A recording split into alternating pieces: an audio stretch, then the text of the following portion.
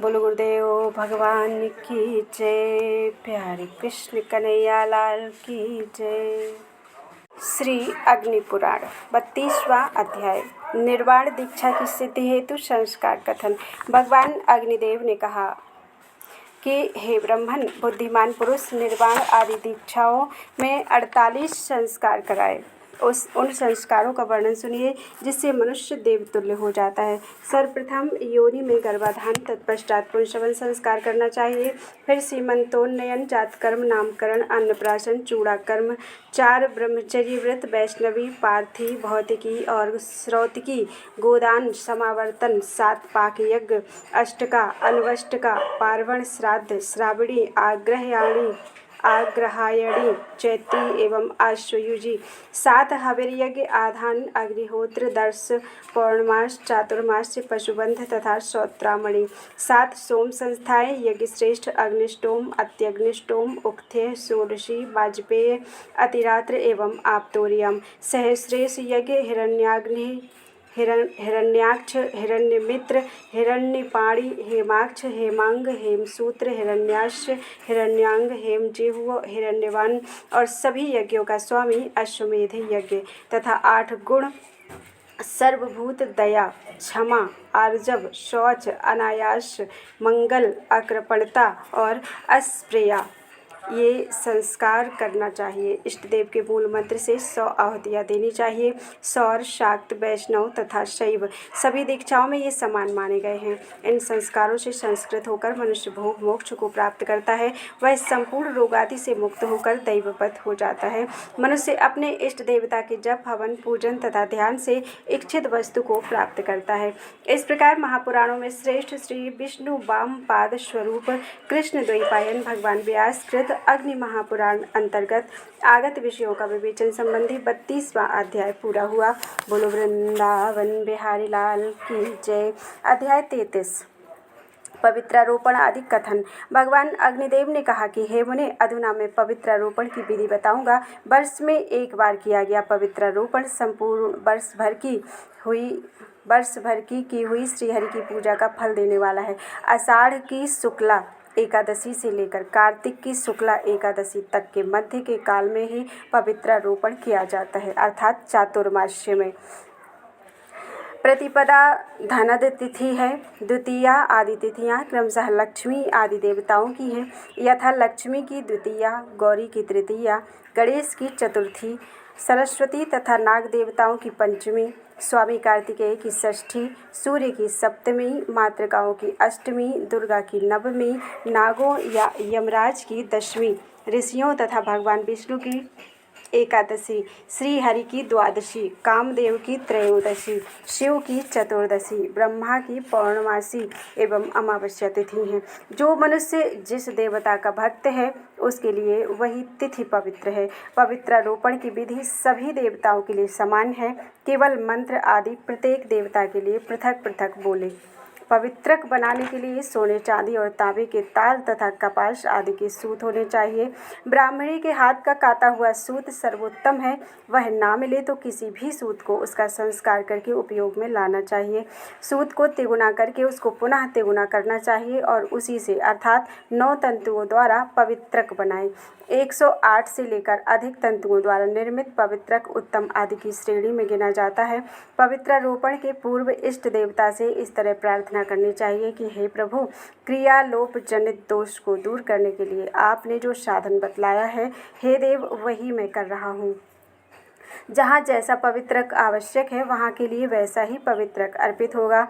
हे नाथ, आपकी कृपा से इस कार्य में कोई विघ्न बाधा न आए। हे अविनाशी परमेश्वर, आपकी जय हो। इस तरह प्रार्थना करके मनुष्य पहले इष्ट देव के मंडल के लिए गायत्री मंत्र से पवित्रक बांधे। इष्ट देव नारायण के लिए गायत्री मंत्र इस तरह है। ओम नमो नारायणाय विद्महे वासुदेवाय धीमहि तन्नो विष्णु प्रचोदयात्। इष्ट देवता के नाम के अनुरूप ही यह गायत्री है। देव प्रतिमाओं पर अर्पित करने के लिए अनेक तरह का पवित्रक होता है। एक तो विग्रह की नाभि तक पहुँचता है, दूसरा जांघों तक और तीसरा घुटनों तक पहुँचता है। ये क्रमशः कनिष्ठ, मध्यम और उत्तम श्रेणी में परिगणित है। एक चौथा तरह भी है जो पैरों तक लटकता है। यह पैरों तक लटकने वाला पवित्रक बनमाला कहा जाता है। वह 1008 तंतुओं से तैयार किया जाता है। इसका महात्म्य सबसे अधिक है। सामान्य माला अपनी शक्ति के अनुसार बनाई जाती है अथवा वह 16 अंगुल से 2 गुनी बड़ी होनी चाहिए। कर्णिका, केसर और दल आदि से युक्त जो यंत्र या चक्र आदि के मंडल हैं, उस मंडल को जो नीचे से ऊपर तक ढक ले, ऐसा पवित्रक उसके ऊपर चढ़ाना चाहिए। एक चक्र और एकाब्ज आदि मंडल में उस मंडल का मान जितने अंगुल का हो, उतने अंगुल मान वाला पवित्रक अर्पित करना चाहिए। वेदी पर अपने 27 अंगुल की माप का पवित्रक अर्पित करना चाहिए। आचार्यों के लिए, माता पिता आदि के लिए तथा पुस्तक पर चढ़ाने के लिए या स्वयं धारण करने के लिए जो पवित्रक बनाए, वह नाभि तक ही लंबा होना चाहिए। उसमें 12 गांठें लगी हों तथा उस पवित्रक पर गंध अर्थात चंदन, रोली या केसर लगाया गया हो, वह उसी रंग में रंगा गया हो। हे ब्राह्मण, बनमाला में 2-2 अंगुल की दूरी पर क्रमशः 108 गांठें रहना चाहिए अथवा कनिष्ठ, मध्यम तथा उत्तम पवित्रक में क्रमशः 12, 24 या 32 गांठें रखनी चाहिए। मंद, मध्यम और उत्तम मालार्थी पुरुषों को अनामिका, मध्यमा और अंगुष्ठ से ही पवित्रक माला ग्रहण करनी चाहिए अथवा कनिष्ठ आदि नाम वाले पवित्रक में समान रूप से 12 ही गांठें रहनी चाहिए। केवल तंतुओं की संख्या में और लंबाई में भेद होने से उनकी भिन्न संज्ञाएं मानी जाती हैं। सूर्य, कलश तथा अग्नि आदि के लिए भी यथासंभव विष्णु भगवान के तुल्य ही पवित्रक अर्पित करना उत्तम माना गया है। पीठ के लिए पीठ की लंबाई के अनुसार तथा कुंड के लिए भी मेखला पर्यंत लंबा पवित्रक होना चाहिए। विष्णु पार्षदों के लिए यथाशक्ति सूत्र ग्रंथि देनी चाहिए अथवा बिना ग्रंथि के ही 17 सूत्र चढ़ावें और भद्र नामक पार्षद को त्रिसूत्र अर्थात त्रिशुत अर्पित करना चाहिए।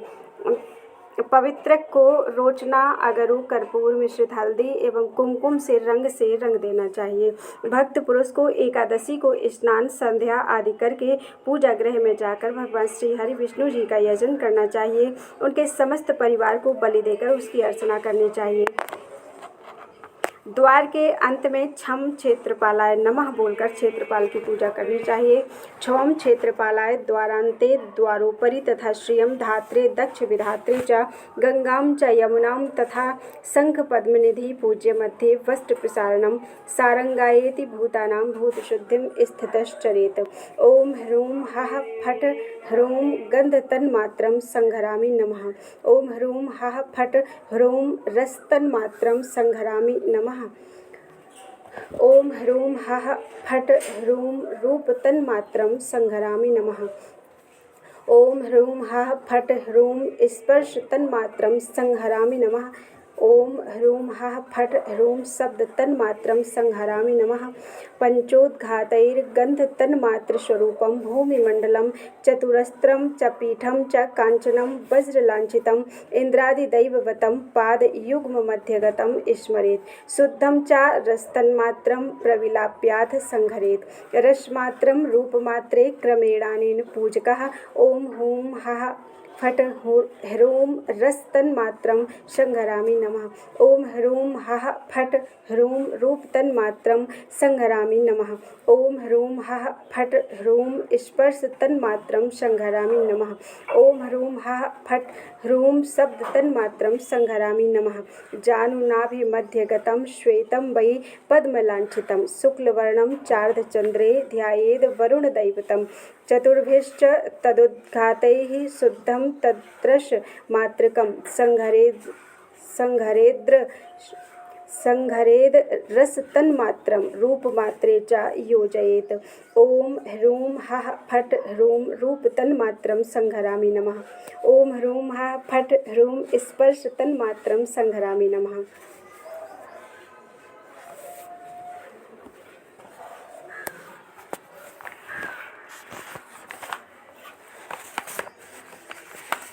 ओम ह्रूं हः फट् हूं शब्द तन्मात्रं संहरामि नमः इति त्रिभिस्तद उद्घातैस्त्रिकोणं वह्निमण्डलं नाभिकण्ठमध्यगतं रक्तं स्वस्तिकलाञ्छितं ध्यात्वानलाधिदैवं तच्छुद्धं स्पर्शे लयं नयेत्। ॐ ह्रूं हः फट् ह्रूं स्पर्श तन्मात्रं संहरामि नमः। ॐ ह्रूं हः फट् हूं ह्रूं शब्द तन्मात्रं संहरामि नमः। कंठनासामध्यगतं वृत्तं वै वायुमण्डलं द्विरुद्घातैर्धूमवर्णं ध्यायेच्छुद्धेन्दुलाञ्छितं स्पर्शमात्रं शब्दमात्रैः संहरेत् ध्यानयोगतः। ॐ ह्रूं हः फट् ह्रूं शब्द तन्मात्रं संहरामि नमः। एकोद्घातेन चाकाशं शुद्धस्फटिकसन्निभं नासापुटशिखान्त स्थमाकाशम् उपसंहरेत्। मैं धोखे से संस्कृत पढ़ गई हूँ, इसलिए मैंने पूरे मंत्र पढ़ दिए हैं। अब अपनी हिंदी पे आ जाते हैं। तो ओम छम क्षेत्रपालाय नमः बोलकर क्षेत्रपाल की पूजा करनी चाहिए। द्वार के ऊपर श्रेयी नमः कहकर श्रीदेवी की पूजा करनी चाहिए। द्वार के दक्षिण देश में धात्रे नमः, गंगायै नमः इन मंत्रों का उच्चारण करते हुए धाता तथा गंगा जी की अर्चना करनी चाहिए। और वाम देश में विधात्रे नमः, यमुनायै नमः बोलकर विधाता एवं यमुना जी की पूजा करनी चाहिए। इसी तरह द्वार के दक्षिण वाम देश में क्रमशः शंखनिधये नमः, पद्मनिधये नमः बोलकर शंखनिधि एवं पद्मनिधि की पूजा करनी चाहिए। फिर मंडप के अंदर दाहिने पैर के पार्श्वी भाग को 3 बार पटक कर विघ्नों का अपसारण करना चाहिए। तत्पश्चात सारंगाय नमः बोलकर विघ्नाकारी भूतों को दूर भगावे। इसके बाद ओम हम वास्तुधिपतये ब्रह्मणे नमः इस मंत्र का उच्चारण करके ब्रह्मा के स्थान में पुष्प चढ़ावे। फिर आसन पर बैठकर भूत शुद्धि करनी चाहिए। उसकी विधि इस तरह से है। ओम ह्रूं हः फट् ह्रूं गन्धतन् मात्रं संहरामि मः। ओम ह्रूं हः फट् ह्रूं रस्तन्मात्रं संहरामि नमः। ओम ह्रूं हः फट् ह्रूं रूपतन्मात्रं संहरामि नमः। ओम ह्रूं हः फट् स्पर्श तन्मात्रं संहरामि नमः। ओम ह्रूं हः फट् ह्रूं शब्द तन्मात्रं संहरामि नमः। इस तरह 5 उद्घात वाक्यों का उच्चारण करके गंध तन्मात्र स्वरूप भूमि मंडल को वज्र चिन्हित स्वर्णमय चतुरस्त्र पीठ को तथा इंद्रादि देवताओं को अपने युगल चरणों में स्थित देखते हुए उनका चिंतन करना चाहिए। इस तरह शुद्ध हुए गंध तन्मात्र को रस तन्मात्र में लीन करके उपासक इसी क्रम से रस तन्मात्रा का रूप तन्मात्रा में विनाश करना चाहिए। ओम ह्रूं हः फट् ह्रूं रस्तन्मात्रं संहरामि नमः। ओम ह्रूं हः फट् ह्रूं रूपतन्मात्रं संहरामि नमः। ओम ह्रूं हः फट् स्पर्श तन्मात्रं संहरामि नमः। ओम ह्रूं हः फट् ह्रूं शब्द तन्मात्रं संहरामि नमः। इन 4 उद्घात वाक्यों का उच्चारण करके जानु से लेकर नाभि तक के भाग को श्वेत कमल से चिन्हित शुक्ल वर्ण एवं अर्धचंद्राकार देखें। ध्यान द्वारा यह चिंतन करना चाहिए कि इस जलीय भाग के देवता वरुण है। कथित 4 उद्घात से उच्चारण से रस तन मात्रा की शुद्धि हो जाती है। इसके बाद रस तन मात्रा का रूप तन मात्रा में लय कर देना चाहिए। ओम ह्रूं हः फट् ह्रूं रूप तन मात्रं संहरामि नमः। ओम ह्रूं हः फट् स्पर्श तन मात्रं संहरामि नमः। ओम ह्रूं हः फट् ह्रूं शब्द तन मात्रं संहरामि नमः। इन 3 उद्घात वाक्यों का उच्चारण करके नाभि से लेकर कंठ तक के भाग में त्रिकोणाकार अग्निमंडल का चिंतन करना चाहिए। उसका रंग लाल है, वह स्वस्तिकाकार चिन्ह से चिन्हित है। उसके अधिदेवता अग्नि है। इस तरह ध्यान करके शुद्ध किए हुए रूप तन्मात्र को स्पर्श तन्मात्र में लीन कर देना चाहिए। तत्पश्चात ओम ह्रूं हः फट् स्पर्श तन्मात्रं संहरामि नमः। ओम ह्रूं हः फट् ह्रूं शब्द तन्मात्रं संहरामि नमः। इन 2 उद्घात वाक्यों के उच्चारण पूर्वक कंठ से लेकर नासिका के मध्य भाग में गोलाकार वायुमंडल का चिंतन करना चाहिए। उसका रंग धूम के समान है, वह निष्कलंक चंद्रमा से चिन्हित है। इस तरह शुद्ध हुए स्पर्श तन्मात्रा का ध्यान द्वारा ही शब्द तन मात्रा में लय कर देना चाहिए। इसके बाद ओम ह्रूं हः फट् ह्रम शब्द तन मात्रम संहरामि नमः। इस एक उद्घात वाक्य से शुद्ध स्फटिक के समान आकाश का नासिका के लेकर शिखा तक के भाग में चिंतन करना चाहिए। फिर उस शुद्ध हुए आकाश का अहंकार में उपसंहार करना चाहिए। तत्पश्चात क्रमशः शोषण आदि के द्वादेह की शुद्धि करनी चाहिए। ध्यान में यह देखें कि यम बीज रूप वायु के द्वारा पैरों से लेकर शिखा तक कर संपूर्ण शरीर सूख गया है। फिर रम बीज द्वारा अग्नि को प्रकट करके देखें कि सारा शरीर अग्नि की ज्वालाओं में आ गया है और जलकर भस्म हो गया है। इसके बाद बम बीज का उच्चारण करके भावना करनी चाहिए कि ब्रह्मरंध्र से अमृत का बिंदु प्रकट हुआ है। उससे जो अमृत की धारा प्रकट हुई है उसने शरीर के उस भस्म को आप्लावित कर दिया है। तत्पश्चात लम बीज का उच्चारण करते हुए यह चिंतन करना चाहिए कि उस भस्म से दिव्य देह का प्रादुर्भाव हो गया है।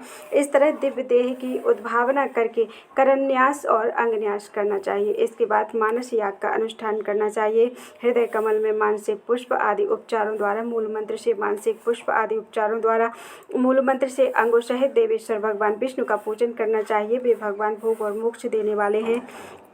भगवान से मानसिक पूजा स्वीकार करने के लिए इस तरह प्रार्थना करनी चाहिए, हे देव देवेश्वर केशव, आपका स्वागत है, मेरे सन्निकट पधारिए और यथार्थ रूप से भावना द्वारा प्रस्तुत इस मानसिक पूजा को ग्रहण कीजिए। योग पीठ को धारण करने वाली आधार शक्ति कूर्म, अनंत तथा पृथ्वी का पीठ के मध्य भाग में पूजन करना चाहिए।